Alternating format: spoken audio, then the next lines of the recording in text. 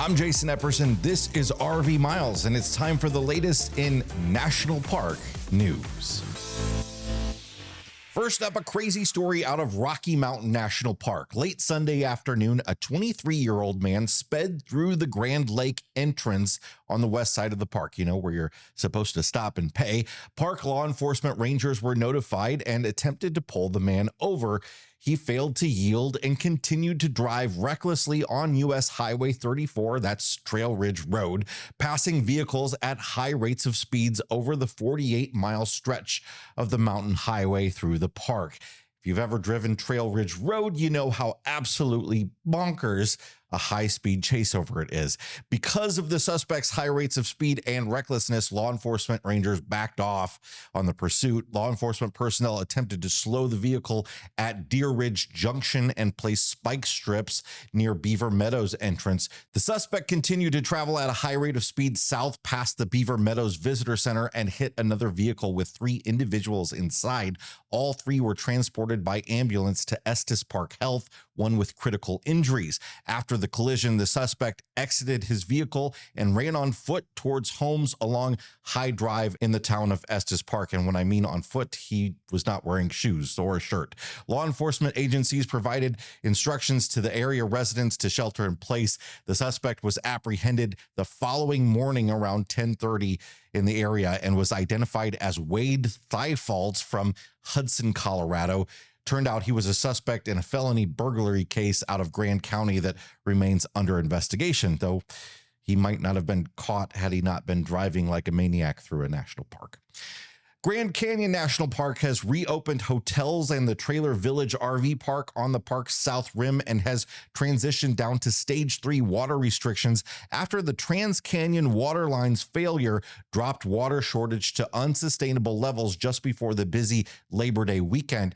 The 12.5-mile-long Trans-Canyon water line, originally built in the 1960s, supplies water for facilities on the South Rim and Inner Canyon, and it's consistently problematic, but especially so this summer. Since 2010, there have been more than 85 major waterline breaks, but none that have caused Stage 4 restrictions until these most recent ones. Stage 4 restrictions include closures of lodges. The park is actually in the middle of a complete replacement of the water line and other water system upgrades, a $208 million project that won't be finished until 2027. The park needs to meet water supply needs for 6 million annual visitors and 2,500 year-round residents. The park is now under Stage 3 water restrictions until the water storage tanks have adequate capacity. That includes campground water spigots being shut off and a ban on all wood burning and charcoal fires.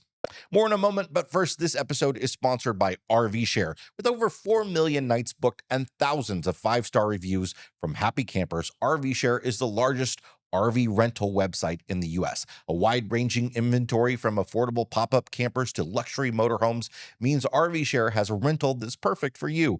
Choose from thousands of options, including pet-friendly RVs and RVs that can be delivered right to your campsite. Each booking on RV Share also includes 24/7 roadside assistance for the ultimate peace of mind on the open road. Get ready to use your outside voice. From camping at a local state park to checking a national park stay off your bucket list, the adventure begins as soon as you step inside your RV rental. Find helpful tips for first-time renters, travel inspiration on the best RV-friendly places to visit, and discover a budget-friendly way to have an epic adventure at rvshare.com. And when you're ready to book, use promo code PARKS30, all one word, PARKS30, for $30 off a $500 or more booking. Yosemite National Park announced on social media Wednesday that starting December 2nd, the historic Wawona Hotel will close indefinitely to allow the National Park Service to conduct a comprehensive condition assessment on the hotel complex. The Wawona Hotel was first established in 1856 and is one of California's original mountain resort hotels. Folks like President Theodore Roosevelt have stayed there. The National Park Service recently undertook a roof replacement project on the main hotel building, revealing the need for more intensive investigation and assessment of the hotel. It's unclear at this time how long the hotel will remain closed. Death Valley National Park experienced the hottest meteorological summer, June through August, on record, according to a release from the park, with an average 24-hour temperature of 104.5 degrees. That surpasses the previous record of 104.2 set in 2021 and 2018. The record-breaking summer was highlighted by July, when the weather station at Furnace Creek recorded its hottest month ever, with 9 consecutive days at 125 degrees or higher, and only 7 days in total where the temperatures did not reach 120 degrees. The highest temperature this summer was 129.2. Death Valley's the hottest place on Earth. Overnight lows also played a significant role in the extreme heat. The average low temperature was 91.9, which meant there was little relief overnight. From June 1st to August 31st, the temperature dipped below 80 degrees only 5 times, including nighttime. And there were 9 days when overnight lows never fell below 100 degrees. Park rangers responded to multiple life-threatening heat-related incidents during the summer, including 2 fatalities where heat was a contributing factor. During another incident, a man had to be rescued from sand dunes after losing his flip-flops and experiencing second-degree burns. Travelers heading to Death Valley National Park should expect triple-digit temperatures to continue into early October. Visitors are advised to stay within a 10-minute walk of an air-conditioned vehicle, drink plenty of water, and eat salty snacks, and wear a hat and sunscreen. I also suggest you wear socks. Don't just wear sandals. Trust me. The National Park Service has released the findings of an environmental assessment regarding the use of electric bikes, or e-bikes, in national parks, resulting in a finding of no significant impact. Last year, the Park Service held an open comment period for members of the public to provide feedback. The review examined the potential national level impacts of e-bike use in national parks. The report reaffirms the existing 2020 rule that authorizes superintendents to allow e-bikes where appropriate on park roads, parking areas, and administrative roads and trails where traditional bicycles are also allowed. So if a traditional bicycle is allowed, the park superintendent can also allow e-bikes there, though it's not always the case, so you need to check. Public lands designated by Congress as wilderness areas remain off limits to both electric bikes and just regular bicycles. A fleet of electric buses is now operational at Zion National Park. On September 4th, the vehicles were placed into operation. More than 4 million people visited Zion National Park in 2023.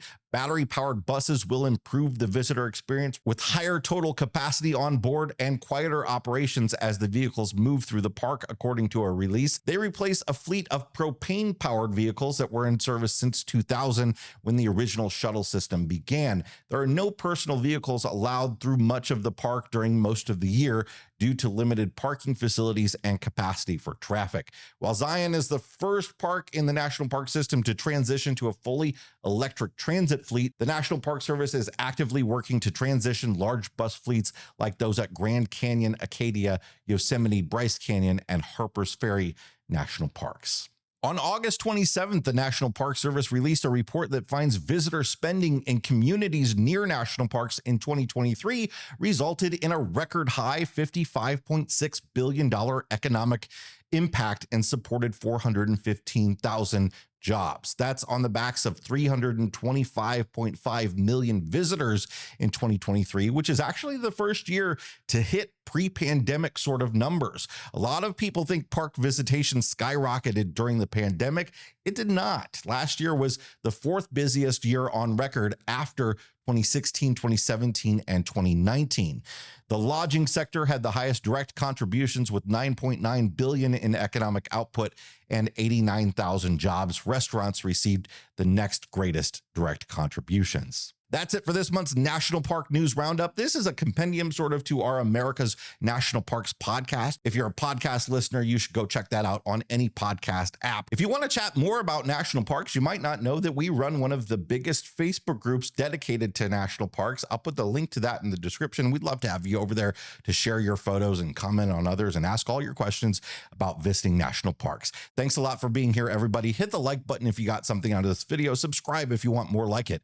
And we'll see you next time. Bye-bye.